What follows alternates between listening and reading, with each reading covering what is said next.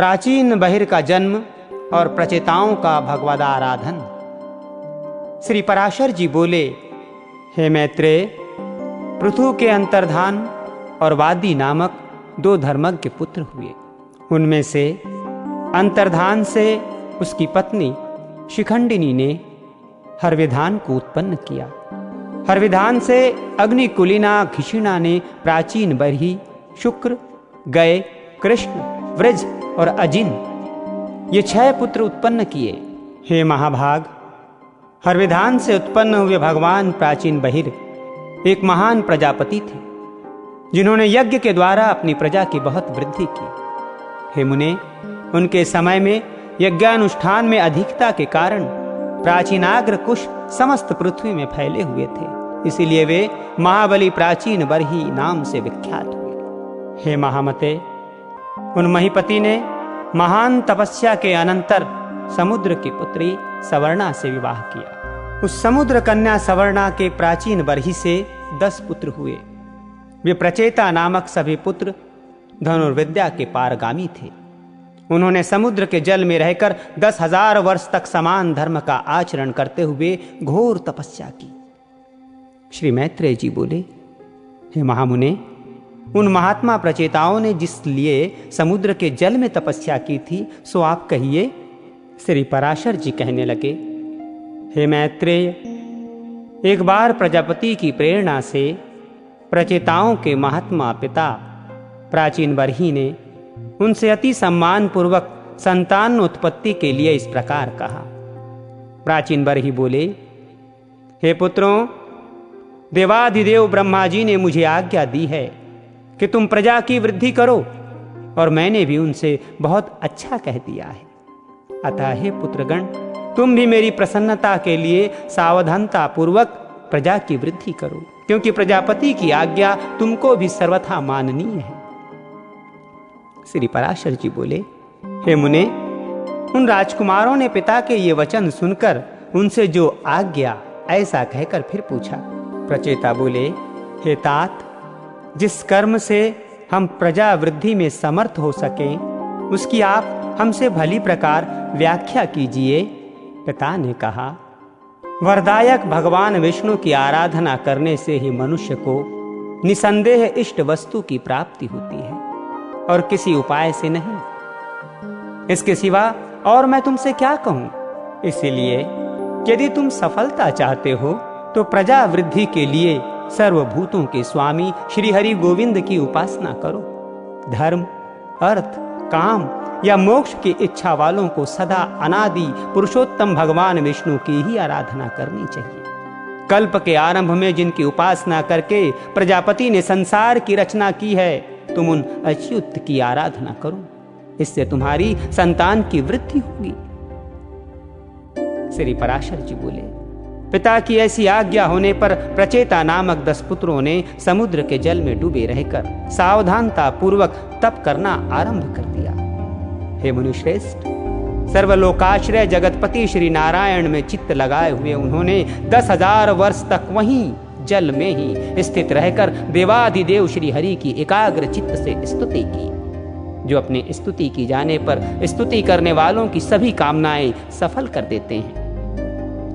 श्री मैत्रेय जी बोले, हे मुनिश्रेष्ठ, समुद्र के जल में स्थित रहकर प्रचेताओं ने भगवान विष्णु की जो अति पवित्र स्तुति की थी, वो कृपया मुझसे कहिए। श्री पराशर जी बोले, हे मैत्रेय, पूर्व काल में समुद्र में स्थित रहकर प्रचेताओं ने तन्मय भाव से श्री गोविंद की जो स्तुति की, वो सुनो। प्रचेताओं ने कहा, जिनमें संपूर्ण वाक्यों की नित्य प्रतिष्ठा है, अर्थात जो संपूर्ण वाक्यों के एकमात्र प्रतिपाद्य हैं तथा जो जगत की उत्पत्ति और प्रलय के कारण हैं, उन निखिल जगन्नायक परम प्रभु को हम नमस्कार करते हैं, जो आद्य ज्योति स्वरूप अनुपम, अणु, अनंत, अपार और समस्त चराचर के कारण हैं, तथा जिन रूपहीन परमेश्वर के दिन, रात्रि और संध्या ही प्रथम रूप है, उन काल स्वरूप भगवान को नमस्कार है। समस्त प्राणियों के जीवन रूप जिनके अमृतमय स्वरूप को देव और पितृगण नित्य प्रति भोगते हैं, उन सोम स्वरूप प्रभु को नमस्कार है, जो तीक्ष्ण स्वरूप अपने तेज से आकाश मंडल को प्रकाशित करते हुए अंधकार को भक्षण कर जाते हैं तथा जो घाम, शीत और जल के उद्गम स्थान हैं, उन सूर्य स्वरूप नारायण को नमस्कार है, जो कठिनता युक्त होकर इस संपूर्ण संसार को धारण करते हैं और शब्द आदि पांचों विषयों के आधार तथा व्यापक हैं, उन भूमि रूप भगवान को नमस्कार है, जो संसार का योनि रूप है और समस्त देहधारियों का बीज है। भगवान हरि के उस जल स्वरूप को हम नमस्कार करते हैं, जो समस्त देवताओं का हव्य भुक और पितृगण का कव्य भुक मुख है। उस अग्नि स्वरूप विष्णु भगवान को हम नमस्कार करते हैं, जो प्राण, अपान आदि 5 प्रकार से देह में स्थित होकर दिन रात चेष्टा करता रहता है तथा जिसकी योनि आकाश है, उस वायु रूप भगवान को हम नमस्कार करते हैं, जो समस्त भूतों को अवकाश देता है। उस अनंत मूर्ति और परम शुद्ध आकाश स्वरूप प्रभु को हम नमस्कार करते हैं। समस्त इंद्रिय सृष्टि के जो उत्तम स्थान हैं, उन शब्द स्पर्शादि रूप विधाता श्री कृष्ण चंद्र को हम नमस्कार करते हैं, जो क्षर अक्षर इंद्रिय रूप से नित्य विषयों को ग्रहण करते हैं, उन ज्ञान मूल को हरि को नमस्कार है। इंद्रियों के द्वारा ग्रहण किए गए विषयों को जो आत्मा के सम्मुख उपस्थित करता है, उस अंतःकरण रूप विश्वात्मा को नमस्कार है। जिस अनंत में सकल विश्व स्थित है, जिससे वह उत्पन्न हुआ है और जो उसके लय का भी स्थान है, उस प्रकृति स्वरूप परमात्मा को नमस्कार है। जो शुद्ध और निर्गुण होकर भी ब्रह्मवश गुणयुक्त से दिखाई देते हैं, उन आत्म स्वरूप पुरुषोत्तम देव को हम नमस्कार करते हैं। जो अविकारी, अजन्मा, शुद्ध, निर्गुण, निर्मल और श्री विष्णु का परम पद है, उस ब्रह्म स्वरूप को हम नमस्कार करते हैं। जो न लंबा है न पतला है, न मोटा है न छोटा है और न काला है न लाल है, जो स्नेह, द्रव्य, कांति तथा शरीर से रहित एवं अनासक्त और अशरीरी जीव से भिन्न है। जो अवकाश, स्पर्श, गंध और रस से रहित तथा आंख कान विहीन, अचल एवं जिह्वा, हाथ और मन से रहित है। जो नाम, गोत्र, सुख और तेज से शून्य तथा कारणहीन है, जिसमें भय, भ्रांति, निद्रा, जरा और मरण इन अवस्थाओं का अभाव है। जो अरज, रजोगुण रहित, अशब्द, अमृत, अलिप्त, गति शून्य और असंवृत, अनाच्छादित है एवं जिसमें पूर्वापर व्यवहार की गति नहीं है, वही भगवान विष्णु का परम पद है, जिसका ईशन शासन है, परम गुण है, जो सर्वरूप और अनाधार हैं तथा जिह्वा और दृष्टि का अविषय है।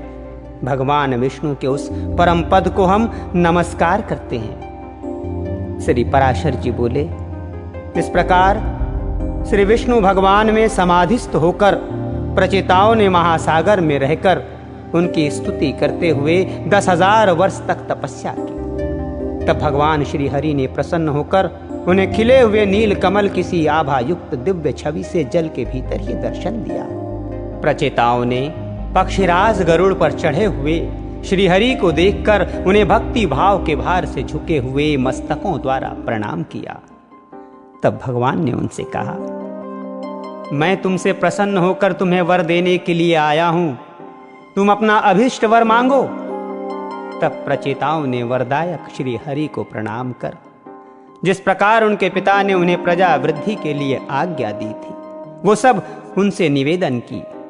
तदनंतर भगवान उन्हें अभीष्ट वर देकर अंतर्धान हो गए और वे जल से बाहर निकल आए।